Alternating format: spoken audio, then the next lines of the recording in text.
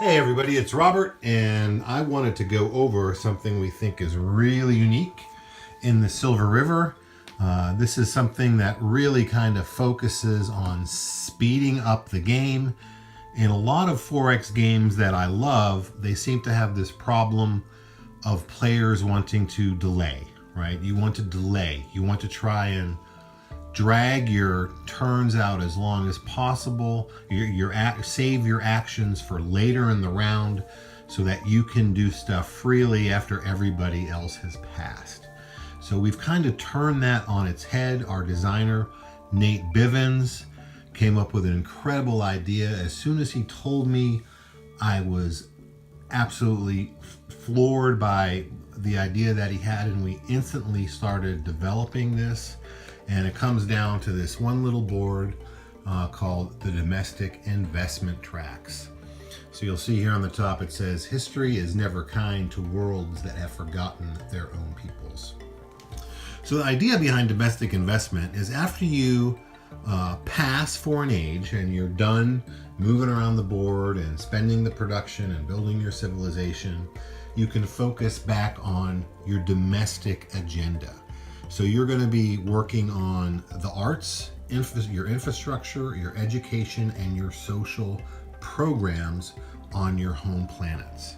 So after you pass in an age, every time it comes back around to you, you get to move up on this track, any track that you choose, your color. So if I was yellow, if I was playing the humans and I was yellow, and I passed, and it comes back around to be my turn again, I've already passed, but I get to move up one of these yellow cubes up one space. Okay, so that happens every time it comes around to me. So if I pass really early in an age, it might come around to me 3, even 4 times. I'm going to move the cube 4 times during that age. So for example, if I moved up from 4 here on the arts track, I want to invest in my arts program. I move up 1, and I land on that book, which is the symbol for civilization. You'll see right there on my production board.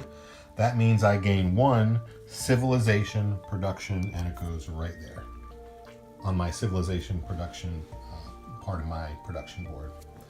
So you'll see on the track there's military production, political production, ships. You can actually gain ships and technology, and raw production, and even victory points.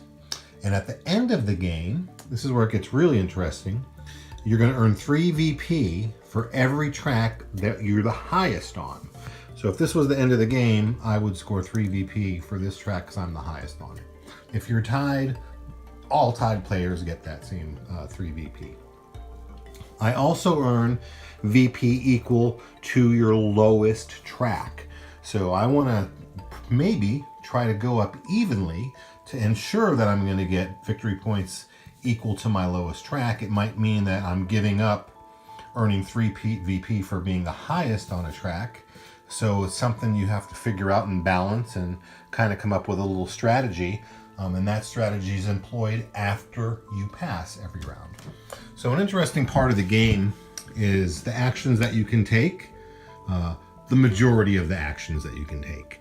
You can do multiple times on your turn.